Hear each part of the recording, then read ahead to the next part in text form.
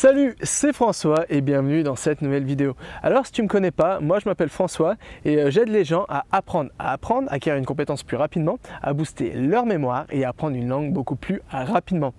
Et aujourd'hui, j'aimerais te faire une confession. Les confessions d'un ancien nul en anglais. Cet ancien nul en anglais, c'est tout simplement moi.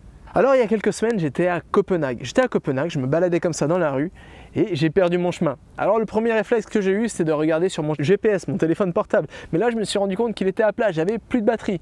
Alors j'étais bien obligé de demander mon chemin. Heureusement, je parle anglais et tout le monde à Copenhague parle anglais. Mais là, je me suis dit, mais attends, finalement, heureusement que je parle cette langue. Comment j'aurais fait si je parlais pas anglais ?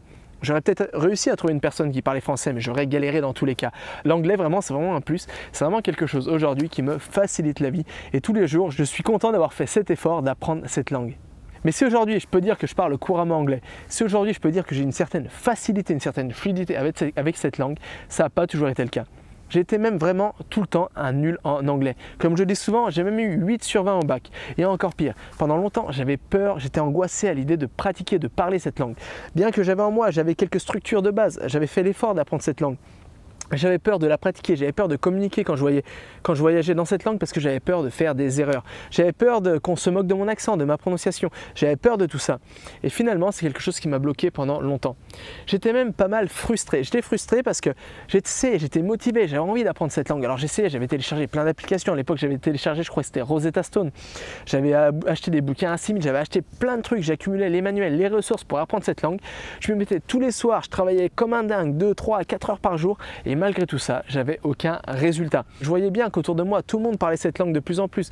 Il y avait plein de gens qui partaient en voyage, qui revenaient, qui étaient bilingues, des gens que j'avais pas l'impression d'être plus bête qu'eux. Alors pourquoi si eux y arrivaient, moi j'y arrivais pas? C'est vraiment quelque chose qui me mettait presque en colère. Je me disais, mais attends, c'est injuste. Malgré ma bonne volonté, malgré mes efforts, malgré tout ça, eux ils y arrivent et pas moi. Pourquoi? Je suis pas plus bête qu'un autre. Pourquoi ça ne fonctionne pas avec moi? Heureusement, aujourd'hui, j'ai réussi à surpasser ces blocages. Aujourd'hui, j'ai réussi à surpasser cette frustration. Et heureusement, aujourd'hui, j'ai réussi à surpasser cette colère. Pourquoi? Parce que je me suis rendu compte que finalement, l'anglais, c'est pas quelque chose de si compliqué que ça. L'anglais, c'est même donné à tout le monde. Tout le monde peut apprendre l'anglais, mais pour ça, il faut qu'il se débarrasse un peu des mauvaises méthodes du passé. Des méthodes qui sont très difficiles à mettre en place, comme par exemple apprendre l'anglais via la grammaire. C'est une technique totalement inefficace pour apprendre cette langue. Il faut bien mieux se baser sur d'autres techniques, mais ça, c'est pas le sujet de cette vidéo. Il y a déjà pas mal de vidéos sur ce sujet. Malheureusement, je pense qu'en 2019, c'est très difficile de ne pas parler anglais. C'est vraiment quelque chose que je pense qui devient de plus en plus handicapant et qui va l'être encore plus dans le futur proche. Pourquoi ça devient de plus en plus handicapant? Parce que les faits sont là. Aujourd'hui, l'anglais est la deuxième langue la plus parlée dans le monde. Ça veut dire que l'anglais est presque partout. Avec plus, alors là c'est des chiffres de 2005, donc à mon avis les chiffres sont encore plus élevés aujourd'hui. À l'époque en 2005, il y avait déjà 508 millions de locuteurs anglais. Ensuite, aujourd'hui, l'anglais, 52% du contenu sur Internet est en anglais. Et 26% des internautes parlent anglais. Alors c'est peut-être pas leur première langue, peut-être que c'est leur seconde langue, mais 26% des internautes parlent anglais aujourd'hui. Ça veut dire que si aujourd'hui tu ne parles pas cette langue, tu passes à côté d'énormément, de plein d'opportunités. Et surtout, tu n'as pas accès à une quantité énorme de contenu qui se trouve en anglais, de bouquins, de vidéos, de séries, de livres qui sont pas traduits, qui seront sans doute jamais traduits en français. C'est pourquoi aujourd'hui je trouve que c'est vraiment quelque chose de très handicapant de ne pas parler anglais. J'étais pas forcément un génie des langues. À l'école, à l'université, je me considérais vraiment même comme nul en langue. J'avais eu 8 sur 20 en anglais, j'avais eu 5 sur 20 en espagnol. Aujourd'hui, je parle plusieurs langues. Et ça, c'est vraiment un peu une victoire parce que si tu m'as dit à l'époque qu'un jour je parlerais plusieurs langues, je t'aurais sans doute pas cru. Je voudrais te faire une confession. Pendant longtemps, l'anglais, c'est quelque chose qui m'a un peu handicapé. Pendant longtemps, mon faible niveau d'anglais, c'était quelque chose qui me faisait un peu honte. Surtout quand j'ai commencé à voyager. J'ai rencontré des gens de partout, de toutes les nationalités, qui venaient de tout plein de pays différents. Et à chaque fois, tous ces gens, ils parlaient super bien anglais. Alors que moi, j'avais l'impression de sortir de sortir de nulle part et d'être le seul à pas comprendre cette langue. Et c'est quelque chose qui m'a pendant longtemps fait énormément honte.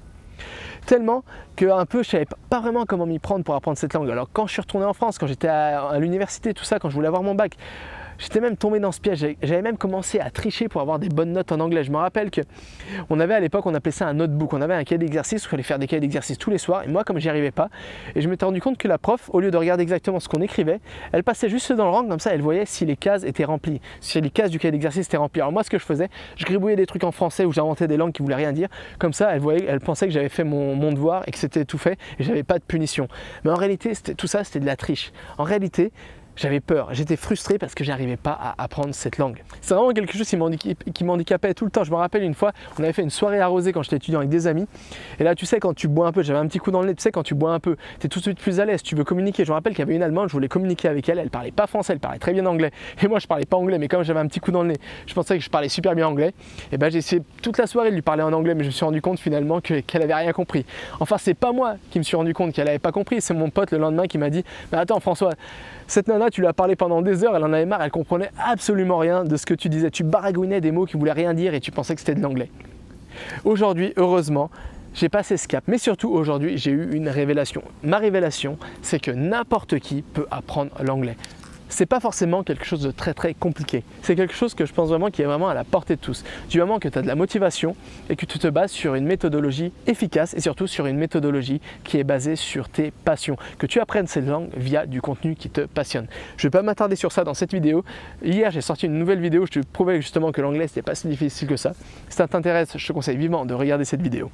Voilà, c'est tout pour aujourd'hui. Alors si tu as aimé cette vidéo, si tu aimerais en apprendre plus sur le domaine de l'apprentissage, comment apprendre à apprendre, comment booster ta mémoire ou comment alors apprendre une langue étrangère, tous les jours j'écris des mails. Tous les jours j'écris des mails où je donne mes meilleures astuces, mes meilleurs contenus, mes meilleurs conseils, mes meilleurs outils, enfin bref, c'est vraiment à travers mes mails que je suis le plus actif. J'écris des mails quotidiens.